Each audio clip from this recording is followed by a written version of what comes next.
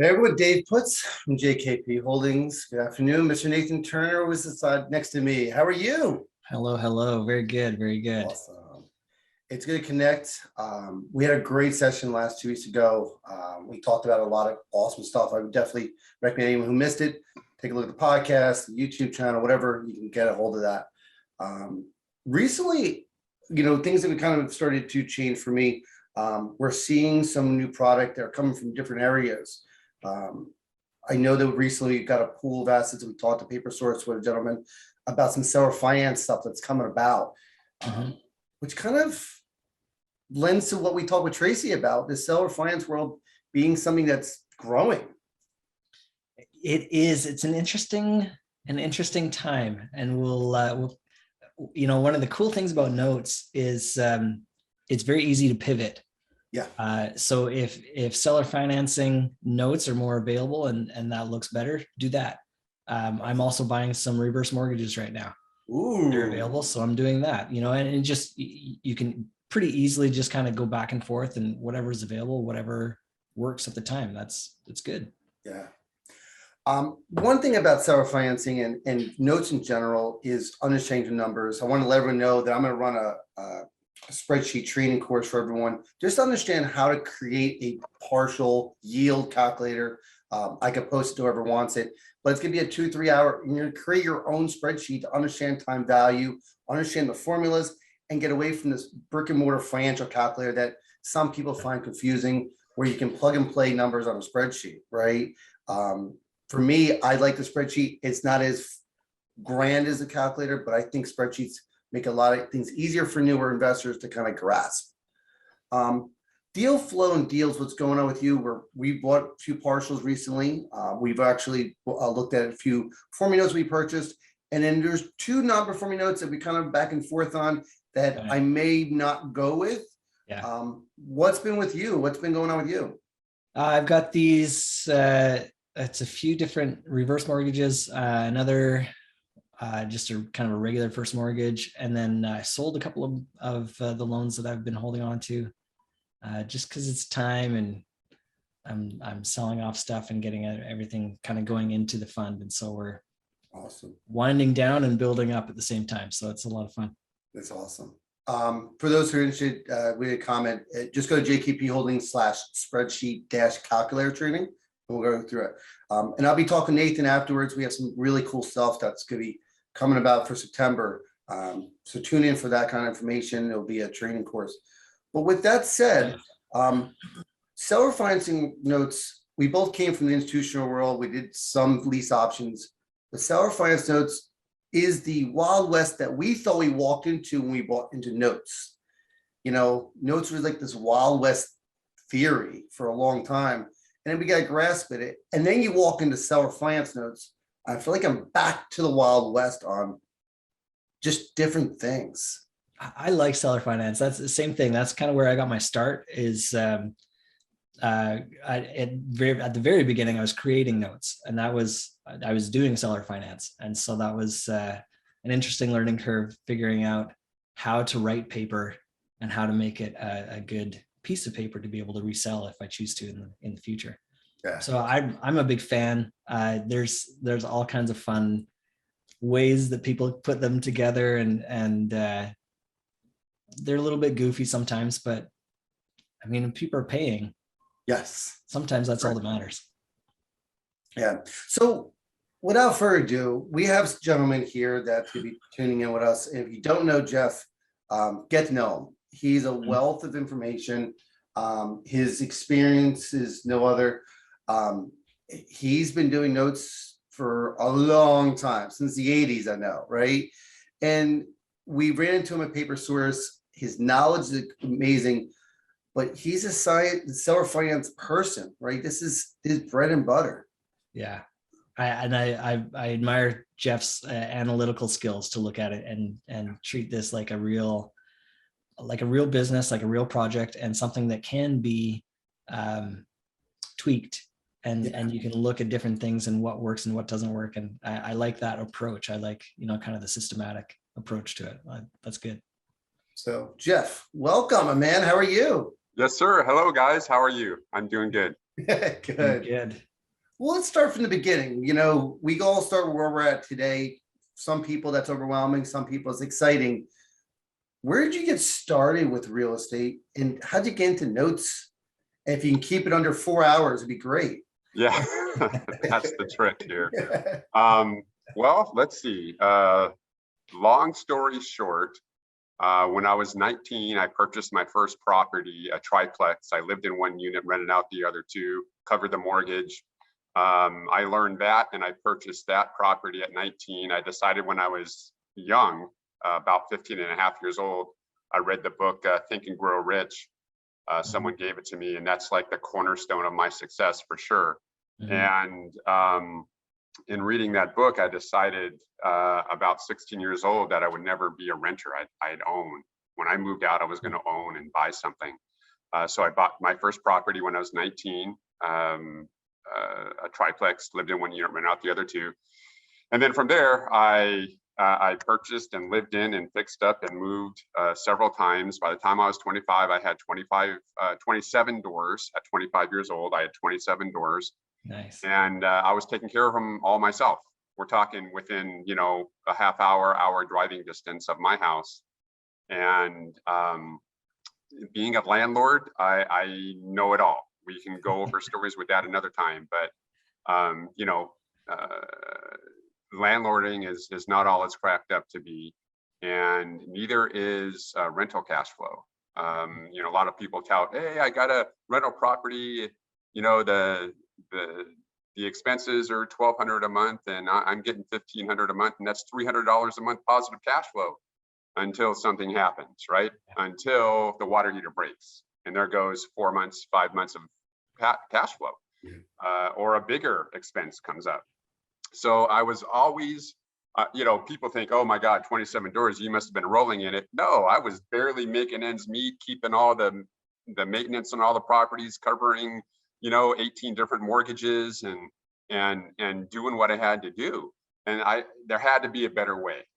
Went to a boot camp seminar. You guys know these dog and pony shows, right? You go to them free, come learn how to be a millionaire.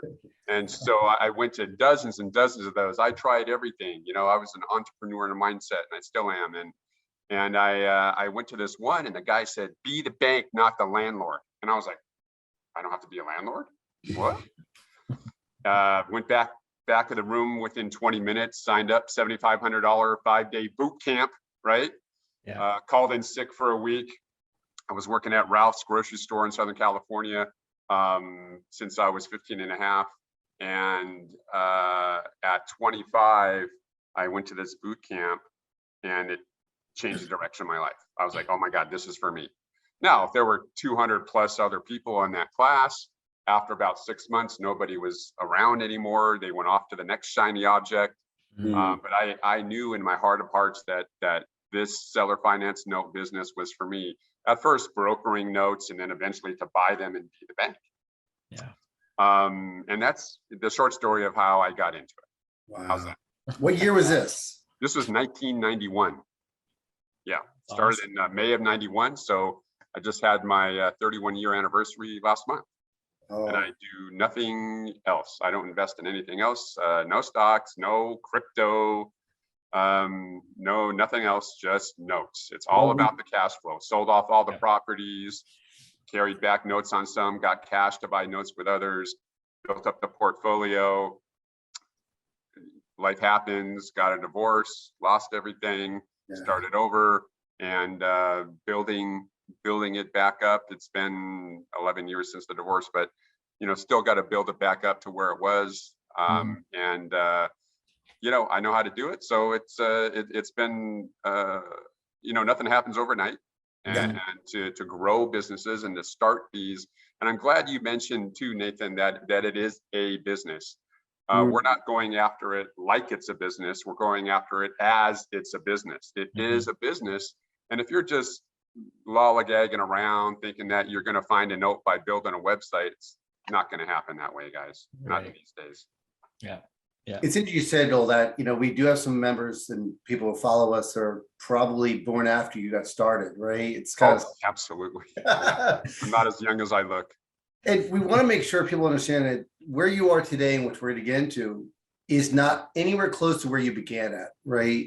It's years and years of work and hard work to get into where you're at today, and the knowledge you have and experience you have. So can you, in the beginning, what were some of the hurdles you came across, the struggles that you had that they can probably relate to? Well, the biggest hurdle is that you see the potential and everybody else making money with notes or supposedly making money with notes. And you want to be that guy tomorrow, next month, in 6 months, and it doesn't happen like that. It is going back already to it's a business. And most businesses fail. 7 out of 10 businesses fail, any business, in the first year of their business, whether it's a restaurant, a gym, I don't know, a beauty shop, a storefront, you're starting an online business. I mean, most businesses fail in the first year. And this is just like any other business. If you don't attack it and think of it as a business, you're not going to last long as a business. We're not talking about just buying a note here and there as an investment in your IRA and stuff. We're talking about running it as business. And I think a lot of people, when they get into the business, they think they're going to be successful in 6 months and in a year, and they don't give it enough time to really ramp it up and build your business and grow your business. And that's a huge hurdle I think people need to get out over, is that do I just want to dilly-dally in this, or am I going to have an actual business and one day hopefully quit my job? Right. And nothing ever moves as fast as you'd like it to. Never. And you just got to understand that and be okay with it. Yes, absolutely. Yeah, it takes time, and since 1991, are there things I do differently now than I did then? Oh, for sure. Yeah. Right. I'm not as tech savvy as you guys, but for instance, I didn't really start using Excel spreadsheets till about the divorce, 2011. So I have an email that I just saw recently that said exactly that, which I was like, whoa, right? Yeah, so that made me more efficient and things like that. But but I still use, hey, come on, don't diss the calculator, man. Right? I can't pull a spreadsheet up when I'm out on the boat and someone asks me about a mortgage. I can pull up the app on my phone, right? This is true. This is true. And I think the difference between the calculator itself and the spreadsheet is that we get a tape of assets that comes in, right? Of 50 assets. To run 50 assets on a calculator would take some time. Absolutely. You can use a formula and go right down the sheet and say, okay, here's my number. So yes, and there's certain things that spreadsheets actually struggle with the calculator. I'll be going into that eventually. They don't do points, right? It's not 34.38, it's 34 payments. It doesn't do, it rounds it off, and there's ways to avoid that. But for some people, that calculator gets overwhelming, right? And what they do is they just avoid it instead of working with it and understanding it. Well, it's people watching this in the future and stuff. HP 10B2 calculator. I teach it. It's the calculator to use. I have a whole calculator secrets book with 120 plus examples and practice things in it. It is so simple. It's 5 buttons. That's it, guys. Don't be afraid of the calculator.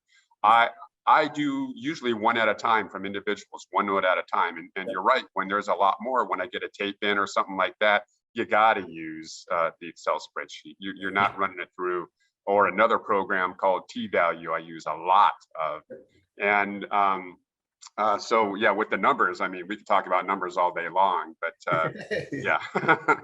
So you hear all about this, bank originated loans that we all pretty much came off of, right? This is what we did in 2010, and most of the people in the space did a lot of this origination loans, where you were in a different track, right? You did the seller finance world, where getting inventory, you're not getting a 500 tape asset list, right?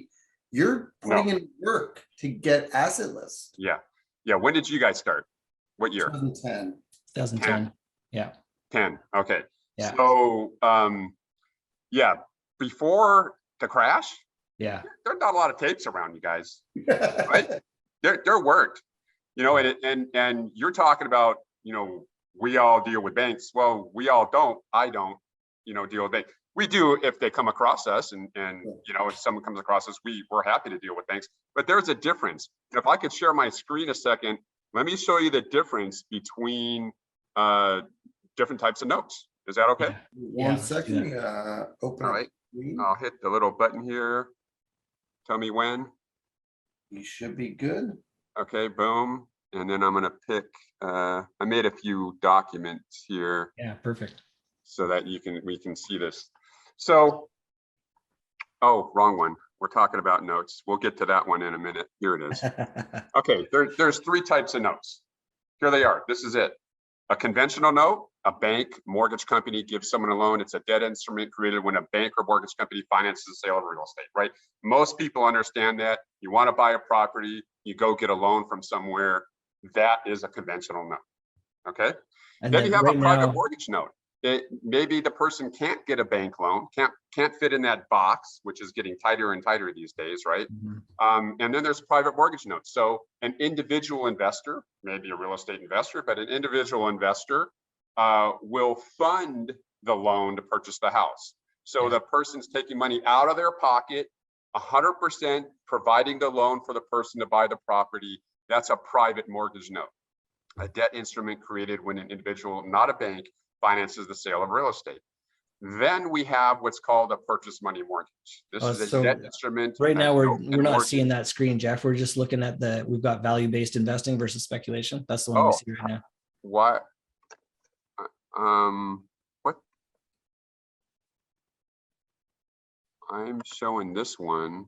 This is my screen. Are you sharing a screen or a? Yeah, it says I'm sharing my screen. Correct. You may be sharing a so a here, tab or window. How about I stop and then I'll share again. Let's see if it works now. I'm right. sorry, guys. No problem. Boom and boom. Now? There it is. Boom. Okay. Yeah. Okay. So we did a conventional note, bank Yep. note, private mortgage note, individual, a person giving a loan, right, for someone. And then a purchase money mortgage note, a debt instrument, note and mortgage, note and deed of trust, sometimes a recordable land contract, carried back by the seller of their property to facilitate the sale of their own property, a seller finance note. That's the whole key. A seller of their own property, selling their own property, carrying back the note on the property they own. That is a seller finance note. And the differences between them are as follows. You can have, when a conventional or private note loan is given, they have to follow all of these rules and more. There's a loan application, references are asked for, they run your credit, there's income requirements, right? Debt to income ratios, lending guidelines, employment, LTV regulations, the truth in lending, and all these different things. When a seller sells their property and carries back a note, none of that is applicable. None of that is applicable. So if I buy a conventional or private note, guess what happens? I have to follow all those same rules and requirements. If I buy a seller finance note, there's no regulations. Right. We'll go one more. When you purchase a conventional or private note, you have to follow all the regulations that they do when they gave the loan, just as if you gave the loan yourself, including the collection regulations. When you buy a seller finance note, a purchase money mortgage, the regulations lenders follow do not apply as defined and discussed in a class that I do. I have a little home study course, and this is on day one. We call it, it's called a holder in due course. There is a technical legal term for it. It's called a holder in due course. It's as if I sold the property myself and carried back the note myself. I become that person. So it's the same with a conventional or private note.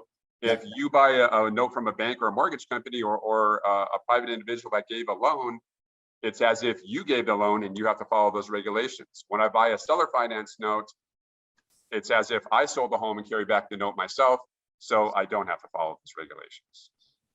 Okay, so that's the differences between what you guys normally do, which is go after bank loans and tapes and mortgage company loans, and what I do, which is go after the individually held first position performing seller finance notes. And then you're just looking for already created, like you're not even creating your own necessarily. Yes, existing, absolutely. Yeah, I don't want to buy properties, carry back notes, like that.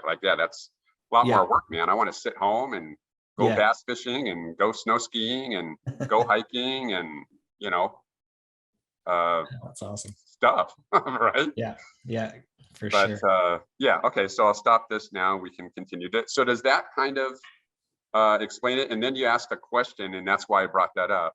Yeah. What was that? Did that answer the question, or was there more to it? No, I think for most people, they have to understand the differences, right? That was a Yes. good explanation of what that looked like, and good definitions. We did one question that came through from Steve Johnson regarding, mobile home parks and notes like that. Do you get involved with the mobile home parks and buying notes on them? Yeah, well, those are seller finance usually. However, most of the time we just go for mobile homes on land. So it's not in a park. They own the land and the mobile home. It becomes real property. It's the same as a note on a house. Mhm. Can you buy notes on mobile homes on leased land on a lot where they pay lot rent? Yes, you can, but it's a whole different ballgame of requirements and due diligence, because that is not real property. Just because someone's living in it doesn't make it real estate. Yeah. And when they're in it, in my world, if a mobile home is older than 10 or 15 years old, it's old. It's like vintage, right? And it's not worth much. It's a wobbly box. It's a pregnant roller skate on wheels. It's just just like cars depreciate, so do mobile homes, right? So there's different things to look at. Can they be purchased? Yes. There's just different due diligence and things to go for like that. Have I purchased them? Absolutely. Right. Yeah. That's awesome. We did have another question regarding your due diligence. When you're going through your due diligence, who helps you with your due diligence on an asset? People are looking for companies and teams and local Walmart to get their due diligence. Who's just special godlike secret person that you use for your due diligence to review assets? Time on the water, man. Time on the water. If you don't know all about it yourself and you're going to trust someone else to do that, that's a scary situation for me. I am not a risk person. I do not like risk. So when I buy notes, yes, there's still risk, right? There's always a risk, but I try to minimize it and keep myself in a position where, even if it goes bad, it'll still be good, if you follow me there. And now I forgot the question again. No, just due diligence, right? Due diligence. So is there a place you can go? I believe there's a few people out there that will process your notes for you and things like that. However, in the beginning, you should absolutely try to do it all yourself. Make that phone call to the title company, order a title insurance policy, right? Make that connection to the appraisal company and order that appraisal yourself. See how the process works. Learn how to read an appraisal. Learn how to read a title insurance policy. Learn how to read the documents. We just read a security instrument yesterday that had some language in it that I couldn't believe that was put in, and I caught it.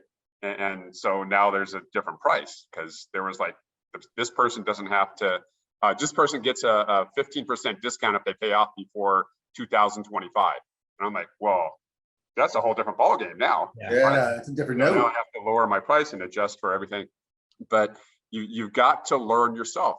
If you start out and you just trust people to do things for you, you are eventually going to get burned because it's not their job to keep you safe. It's their job to do the due diligence and then give it to you. So and it's a different perspective. Like, yes, sometimes I'll buy a note and I have this kind of exit strategy in mind. Right. And then what if it changes? And what if I don't decide I don't want to do that for this particular note? I want to do something different. And I mean, if you're trusting somebody else to do it for you, they may not know your end game, or they won't be able to guess your end game. And so that makes a difference on your due diligence. Makes a big difference. Also make sure clear what title policy really means, right? It's an insurance policy saying that the title's clean when the loan is originated. And why is that important for origination as well as buying? is that we can all, then we order our O&E, which says from the time it was purchased to now, what has happened. So if the title policy is there and something comes up, you actually have an insurance policy to deal with the issue and sometimes pay you off if the circumstances are right. So it's a huge tool that if you don't see a title policy, you should be a little worried, and you need to make sure that there's a clear title besides just your liens. Absolutely. Yeah. The chain of title to the property. And in 31 years, knock on wood, I've never had a claim with a title insurance policy, but it's like car insurance or house insurance. Yep. You pay it every year. This you pay one time. And, just like house insurance or car insurance, you might not ever use it. Yes. Right. So you've got to think about that. And I see a lot of now, someone might bring up the fact that, well, aren't seller finance notes messier? Well, a little bit. Yeah, they are, because they don't have to get an application. They don't have to get, truth in lending and write out everything and sign this and fiduciary responsibilities and stuff. The guy sits at the table and says, so you want to buy my house for 120,000? Great. Give me 20,000 down. I'll hold the note for this long. How does that sound? Great. Sign the documents, done. And I've gotten a note written on a piece of a yellow legal pad, right? So that had to be corrected, So there's in seller finance notes, we do a lot of work, not a lot. We do some work on cleaning up the file, making it presentable to investors, whether institutional or private. And for myself, making sure I have everything I need in case after I buy it, I need to take action and get things corrected. So you'll buy it and then do some fix up and then may or may not sell it. I'll make sure it's fixed up as I'm buying it during the due diligence process. Yeah. There's one right now, we're doing a land contract in Georgia, and they recorded a warranty deed and they have a note, but there's no security instrument. There's no deed of trust. Oh, okay. And so we're like, well, that's got to be fixed, right? Yeah. And if you want us to do it, our price is going to go down a little bit. If you do it before that, we'll keep our price the same. Got it. So the guy's like, "Rah, rah, rah," and he used an attorney. Guys, attorneys, no offense to anyone that's an attorney, but they don't know everything. And they especially don't know about seller finance notes if that's not like their core business. If they're not a real estate attorney, they probably haven't done these transactions, and they just, I don't know, look it up on Google and do their best. I have no idea. So before we get into some deals, right? Everyone wants numbers. It's exciting. Can you share a little bit about how you come across these assets, the secret ideas, new cool technology that you use to find great new deals? We would just love it if there was some new cool technology to find us seller finance notes. But I tell you what, guys, 31 years. I mean, both of you have seen my marketing presentations and thinking of it as a business. I think my last figures that I quoted at the Paper Source Convention was, over all 31 years, over 709,000 people have responded to me. Yeah. And I've closed, 2,300 transactions, a very, very small percentage of them. But that's a lot. That's a lot. And when you talk about, what cool technology is there to find notes, guys, these notes aren't online usually, and if they are, they've usually been through us meaning the people that regularly buy seller finance notes, the institutions, some of us larger privates. And I've seen notes that we've canceled up on those up online. And if that's your mode of finding deals, great. Trust but verify. We talked about trust earlier with the due diligence stuff. Trust but verify. Look at that stuff. Read it yourself. Get what you need to get. If they don't give you enough time, bail. Right? You need to know what you're doing. You need to know your investor mindset, and you need to know what you're doing. When we're trying to find seller finance notes, yes, there are some online marketing strategies that we use. Social media, every now and then, Google AdWords, things like that, search engine optimization, all these different kinds of things. But the core of finding an individually held seller finance note is marketing, right? I talk about marketing all the time. Marketing is something you have to do for every business. And for me, I'll quickly go through it. It's you've got to have 3 to 5 things working for you at any one point in time.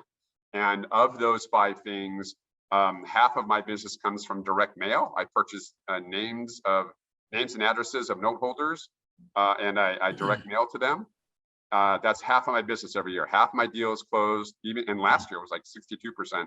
But of my deals that I closed were from my direct mail campaign. And it's not a one-time throw out 1,000 letters and get a deal. It's a consistent program over time, 1,000 a month, 2,000 a month, whatever you can afford. It's expensive, but it does get me deals. Second is classified ads in small outlying rural areas. Third is building a referral network. It takes more time. You got to be in business for a few years for people to start getting to know what you do and that you can do what you say you can do. And then those referrals can start coming in. Online marketing, we already talked about. And then direct contact, talking to people all the time about what you do, because it is such a niche within a niche within a niche, right? Oh, you're a real estate investor. Well, kind of. Oh, you buy properties. Well, no. Oh, you give loans. Well, not exactly. And, so we're in a niche within a niche within a niche. And in the note industry itself, there's a bunch of little niches. I do this one little thing. You guys do that thing, and other people do this thing. And you've got to focus on one and build up your marketing. I offered the marketing plan to people at the Paper Source Convention. Dozens of people requested it. I sent it to them. I haven't seen one back yet. I'm like, hey, I'll do it for you. I'll go through it. I'll help you. I'll make sure everything's good and get your best foot forward. Challenge accepted. And you're just like, people don't want to do the work. They want the easy way out. Oh my gosh, if it was that easy, everyone would be doing it. Right? Because that question always comes up. Why isn't everyone doing it if it's so great? Well, because there's work involved, right?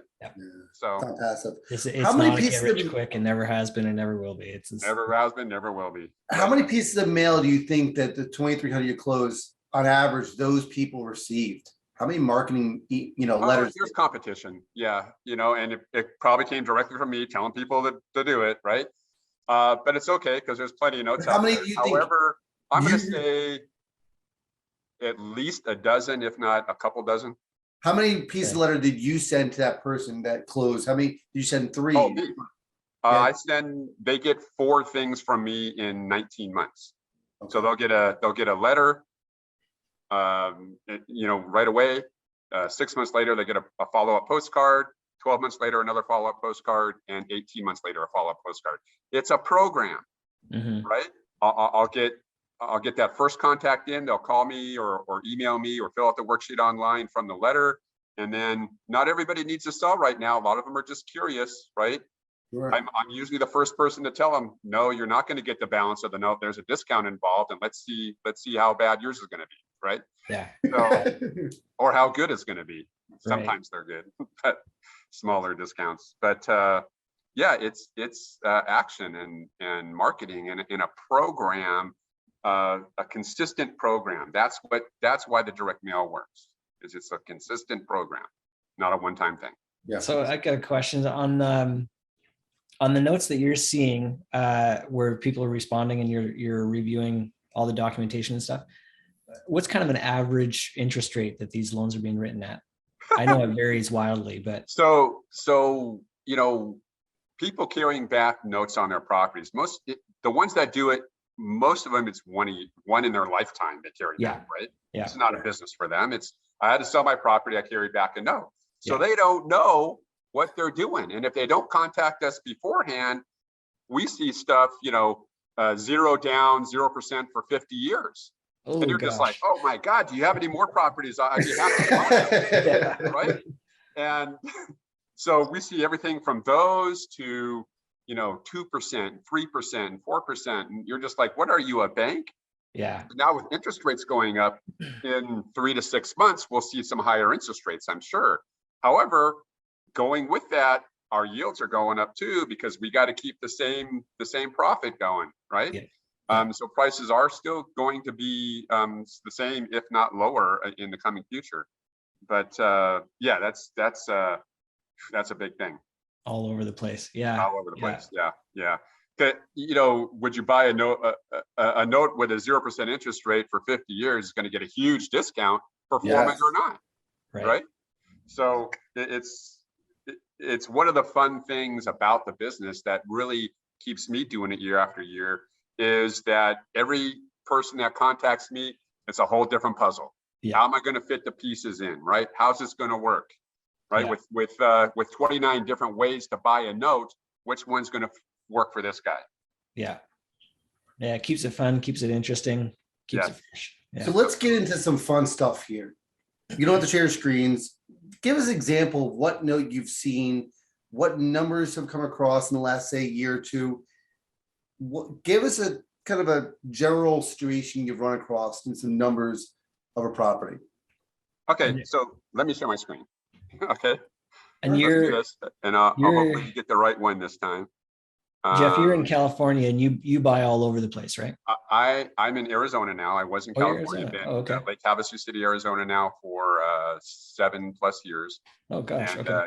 yeah, it's 97 degrees already. It'll be 107 today, and AC is already running. So you guys up there don't know what that is. Yeah, some experience. We're hitting 90 today. We're hitting 90 in Jersey. Woo! Oh my gosh, 90. That's a cool day here. Yeah. We pray for 90-degree days. No. But you're buying all over the place, right? Like it. Yeah, but we're buying nationwide. Yes, yeah. Nationwide.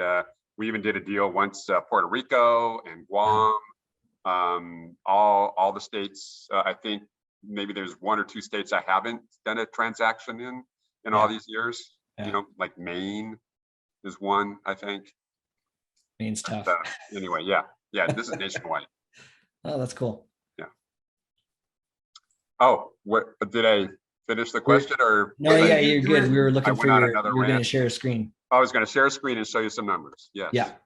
I do want to go over that investor mindset too. So let's. Sure. Boom. This is a recent transaction. I want to share that one. There, you guys see Kingston, Georgia? Yeah. Okay, cool. So here's a recent one that we took down, meaning purchased for my self-directed Roth IRA. You know, we're all doing this the right way. That's one of the best ways to do it is build up a self-directed Roth IRA and put them in there. So long story short, a person in Kingston, Georgia, little small rural town in Georgia, sold a regular house, owner occupied, single family home, owner occupied single family home. Get that out of the way. That's distracting. There we go. And 120,000 sales price. You got 20,000 cash down payment, $100,000 seller carryback note, 30 years at 8.5% interest.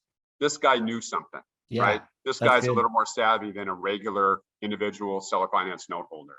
Yeah. He knew to get the interest rate a little bit higher. He knew to get a decent down payment.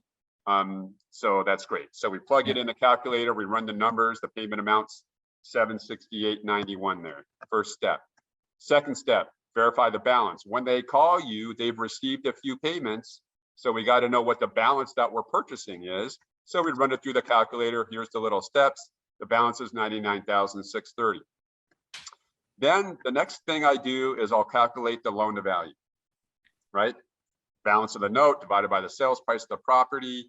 In this case, came out to be 83% loan to value. Mm-hmm. Yeah, but Jeff, if the property was sold, you know, a year ago, the property is probably worth more, so the loan to value is going to be lower. Yes, but initially on the initial price, we don't know what it's going to come in at. We don't know what it's going to appraise at, even with going online and stuff, because I don't really trust the values Zillow and all those other ones give. I trust the numbers, right? Yeah. So the numbers, I know that it sold for 120, it's going to be at least worth that. So my loan to value is at least, you know, at the most, let's say right now, 83%. Okay. So if the appraisal comes in for higher later on when we're doing a transaction, then great, my loan to value is lower and I'm actually safer. Okay, or let's not use the word safer, more secure, right? There you go. And then I go with my full purchase on this one. We had a good down payment on this one. I wanted a 12% yield on this. Not the greatest. I usually like higher, but it's a bit competitive out there right now. I came in at a 12% for a purchase price of $74,620 to the note holder. This is direct. I'm doing this direct. I didn't broker this.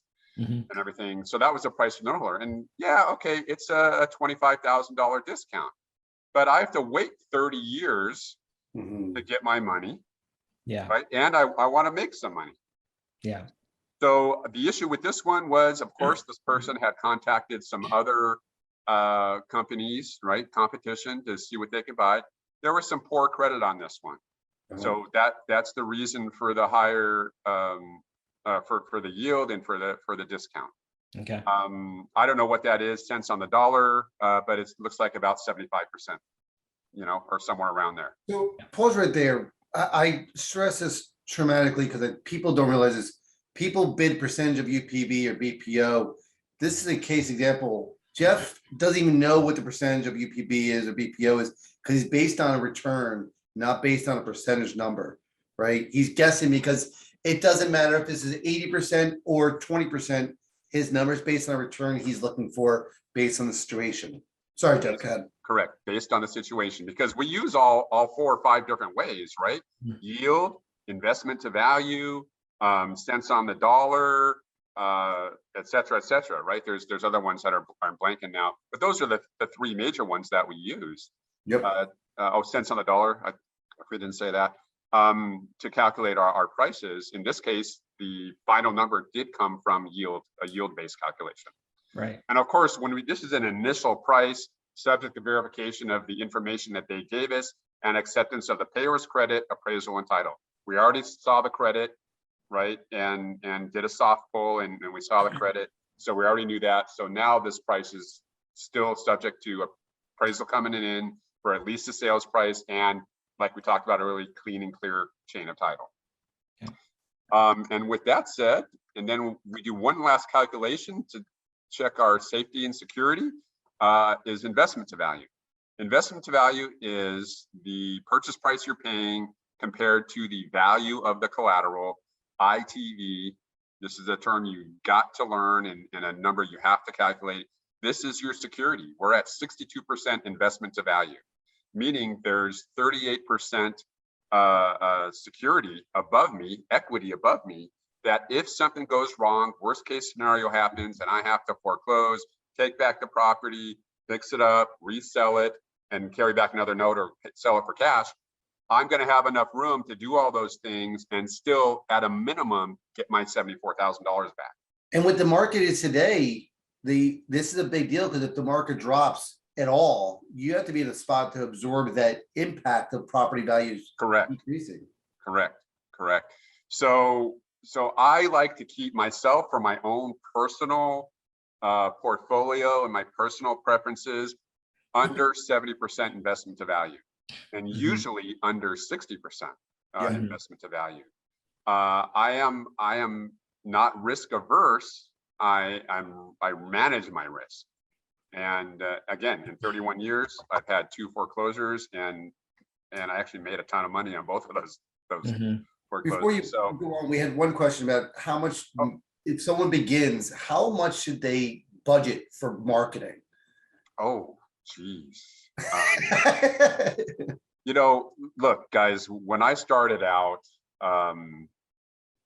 there was no internet, right? And I was working night crew at a grocery store and work nights and take care of the properties in the daytime and try to start this business in the daytime. And my budget was really small, a couple $100 a month, you know. As deals started closing, I could put more towards it. I would prefer when people work with me and I mentor them or I coach them on their way to starting their business, I like them to have a minimum of $1,000 a month for 12 months. Commit to 12 months, commit to at least $1,000 a month, and you'll see some progress. You'll see some deals starting to come. Does that help? Yeah, I think it does. Yeah, absolutely. Yeah, it makes sense. You can't be bootstrapping this business on because you're never getting traction. Again, it's not a get rich quick, and it's not you're gonna make $1 million in a month. Not.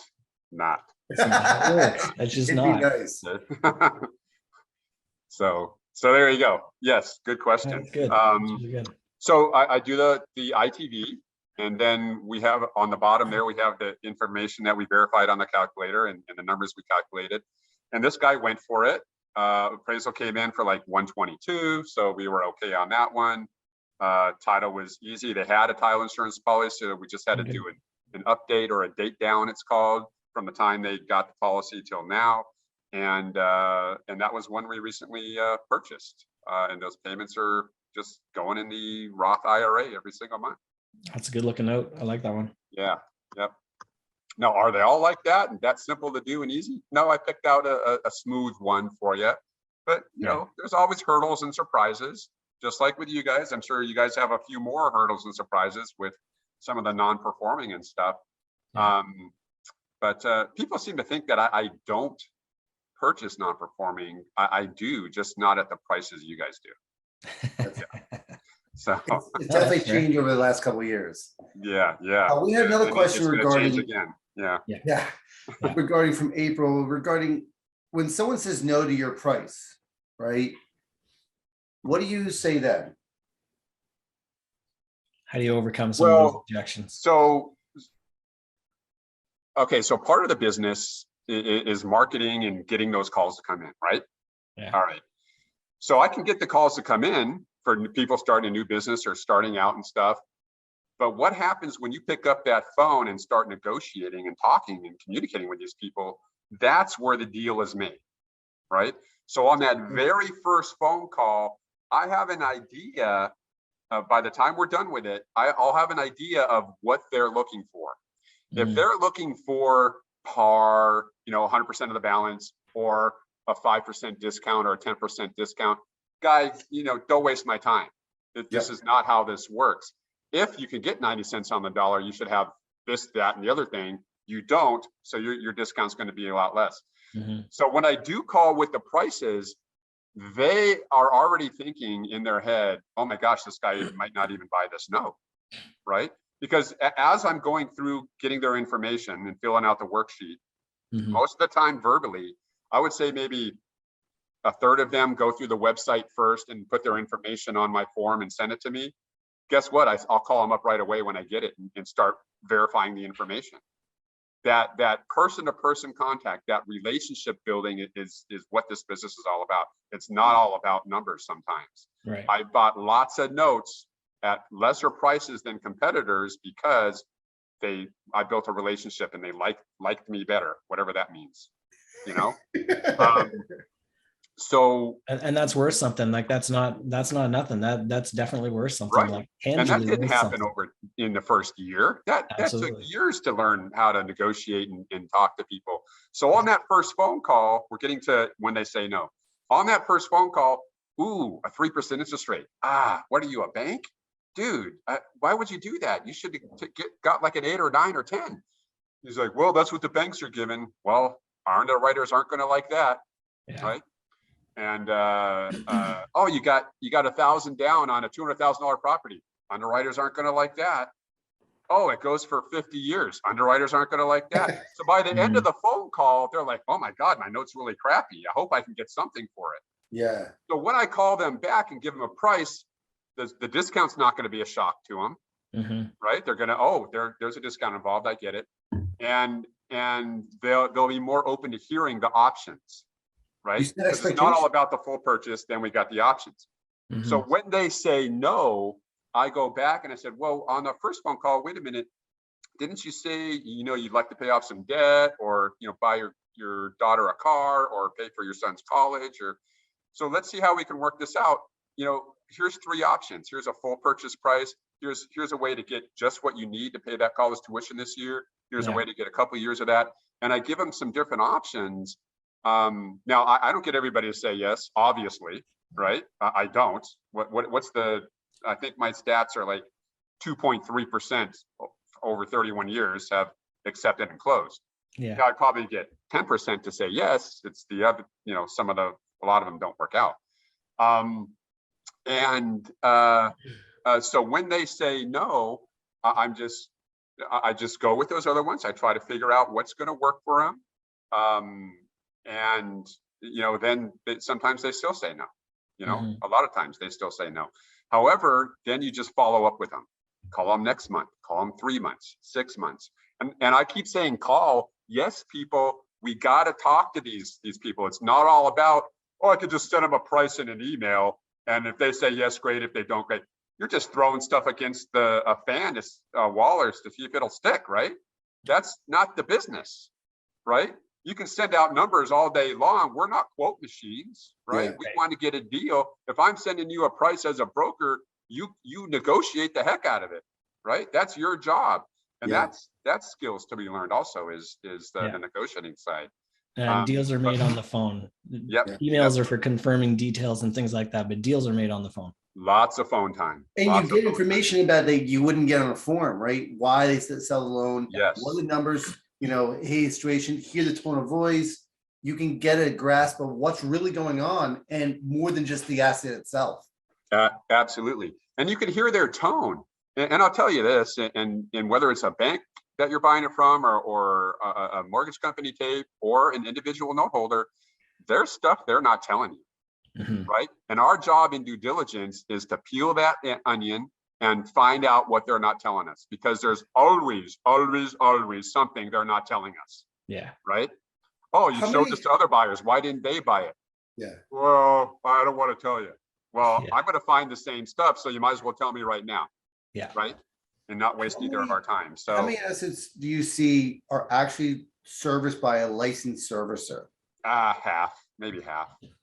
Yeah, like some That's states more than I would have require. thought. That's pretty good. Some Yeah. states require it, like Arizona requires that if you carry back a note, it has to be serviced by a licensed servicing company. Yeah. And other states have similar rules, but note holders, again, they carry back one note in their lifetime, right? It's not their business, and they just get the payments every month. And these days they get Cash App or a Venmo or a PayPal or something, and that's where we get the payment histories from. But I would say about half already have a servicing company in place, right? That's pretty good, actually. Yeah, I'm kind of surprised by that, right? Most of these are backwoods kind of deals that just happen and whatever. How do you deal with, are you licensed in all states to buy debt, right? There's certain states out there that require a debt buyer to be licensed. Do you do that or without going too far? This is seller finance notes. The only state that I know of that has regulations on brokering notes. If you're buying them for yourself and you keep it full term, you're not a broker, you're a buyer and a holder. And that's one thing. But if you are going to broker them, the only state that I know of that has regulations is California. California requires that you have a real estate broker's license to broker notes. Yeah. And that's hard for some people to swallow because there's a lot of notes in California. Gotcha. I have my license there because I live there and that's where I started. So I just got it, don't need anybody slapping my wrist or checking up on me. But other than that, as far as I know, I'm not a licensing expert, but as far as I know, you can broker notes everywhere except California if you don't have a California real estate broker's license. Wow, that's cool. Yeah. And classic California. Yeah. Well, let's not get into that. This is a business call. So I'd like to know, give us your worst story you've ran into where it was just bad, or your worst mistake, even. I try to forget about bad things that happen. Even like an argument with the wife, last week, I'll forget about it because it just drains your energy and stuff. But the worst successful one? Yeah, and just the fact that lessons for others who are watching and saying successful, meaning I purchased it. The worst one, there's this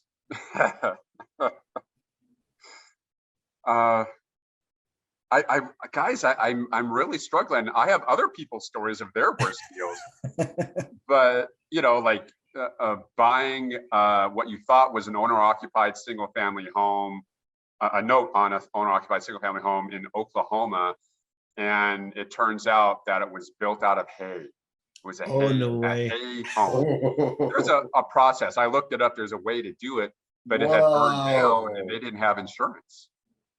But again, that's not my story. That's an associate story. But yeah, my worst. I've had there are transactions where you're like nail biting, wondering if it's going to get to closing or not because of title issues, or because the note payor is not friendly with the seller of the property. right? There's a little battle going on. They don't have a good relationship. They hate each other, and it gets sticky. You know, it gets stressful on our part because we're like the mediators trying to make everyone happy, and things like that. Gosh, I really wasn't prepared for that question. I don't have, even like my 2 foreclosures, I had a windfall on them. So, Yeah. you know, those aren't even bad stories. Have you lost money nightmares on a deal? happen. I think Have the you lost money on a deal? Oh, go ahead. Have you lost money on a deal? No, never. Why? Because I purchase it properly. Yeah. Right. If you purchase it, if someone says, hey, this is how much I'm selling my note for, and you buy it for that price without doing your due diligence, your own due diligence, you know, it's a crapshoot. You're taking a risk. You're being a speculative investor at that point. Right. Right. Oh, is this a good time to do that before we're Let's do almost that. done? Yeah, we've got not a lot of time yet left, but yeah, let's look at that. Let me, I'm going to share this real quick because I really want your listeners to know the difference. I'm pretty sure it's this one. Value-based investing versus speculation. Okay. I learned this from this big, thick book. This is Graham and Dodd Security Analysis, McGraw-Hill. This book is huge. Look at that, half my face. And it was written a long time ago. And it's a lot about stocks and different things like that. But it really stresses the difference between a value-based investor and a speculator. A value-based investor, I'll just read this off because I think that'll go quicker. A typical note investor seeks an investment that provides current income, preservation of capital, and growth potential with minimal risk. The typical note investor seeks a relatively safe, secure, trouble-free, cash-flowing investment. This is me. What do value-based investors want? EPI. This is a phrase I've coined. EPI stands for extreme passive income. Extreme passive income because the check comes into your box every month, or you get your ACH payment deposited every month, and there's no one calling you up about toilets, termites, taxes, or tenants, right? Extreme passive income. Value-based investors want to take advantage of the power of compounding, right? What is that? When you've gotten a loan in the past and you signed your truth in lending document, and it shows you're getting $100,000 loan, but you're going to pay the bank $272,000. That's the power of compounding. That's what we're taking advantage of here. We want preservation of capital. We don't want to lose money. We want minimal risk. There's still risk. We just mitigate it. We want a relatively safe, secure investment for the long term. Would a value-based investor buy non-performing notes? Absolutely, but not for the prices that speculators would pay for them. Sure. Let's talk about speculation. A speculative investor is as follows. A speculative investor knowingly assumes the risk of incurring a large loss if he or she believes the possibility of a large gain exists. The speculative investor understands the risks, expenses, and the time involved in the investment.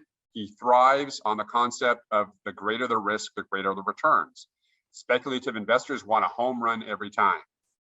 They'll take large risk for the possibility of large profit. Will use their last dime with a promise of huge gains. Will pay little or no attention to the downside risk. Will abandon strict standards of valuation and risk aversion. These are the differences. These are the two types of investors out there. And I can go on and on about this for an hour or two as well.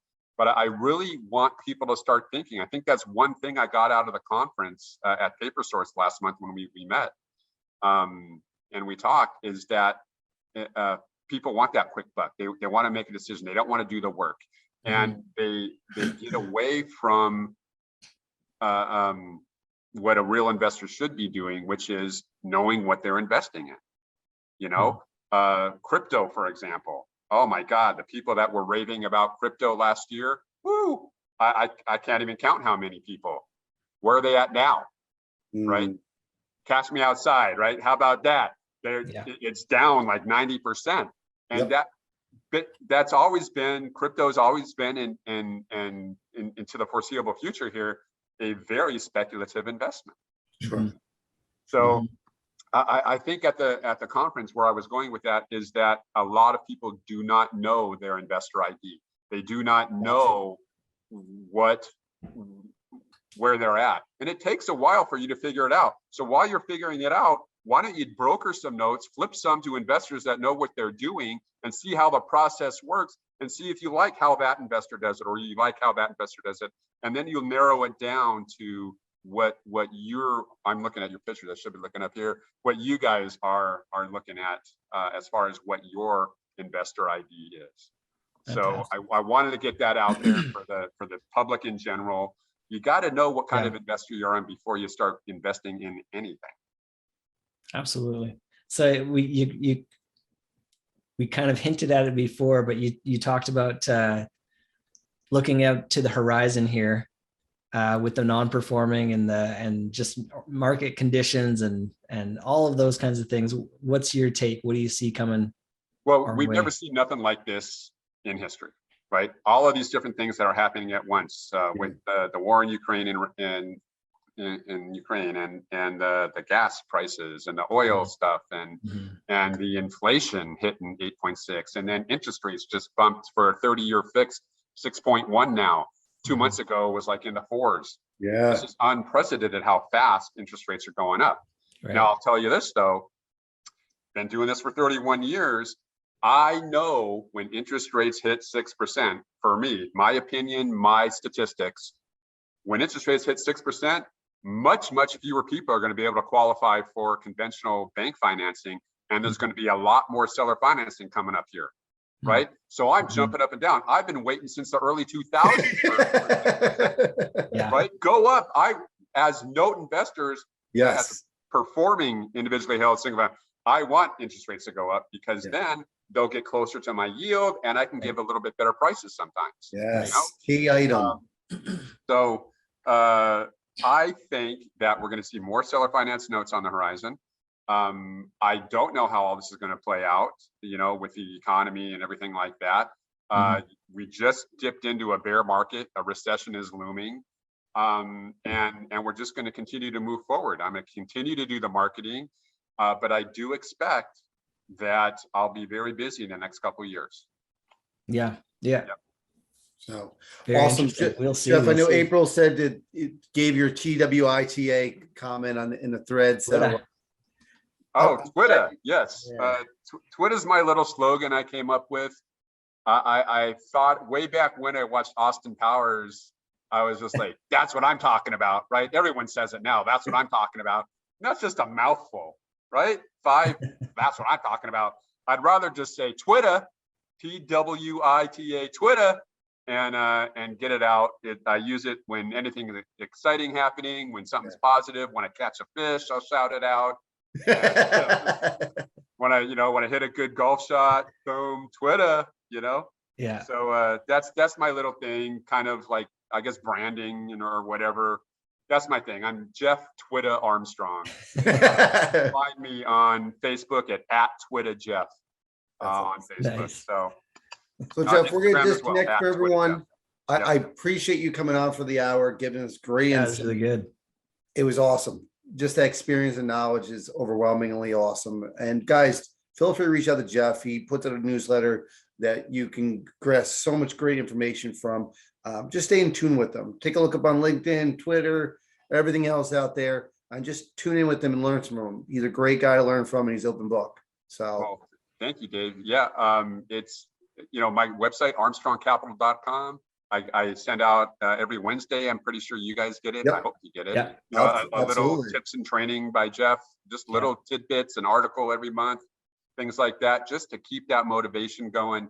You know, please feel free to sign up for that newsletter on my website. And questions, email me. I'll get back to you.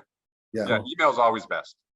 I'm really busy on the phone, so most of those go to voicemail and I return phone calls, but email me is best. You'll find it on the website.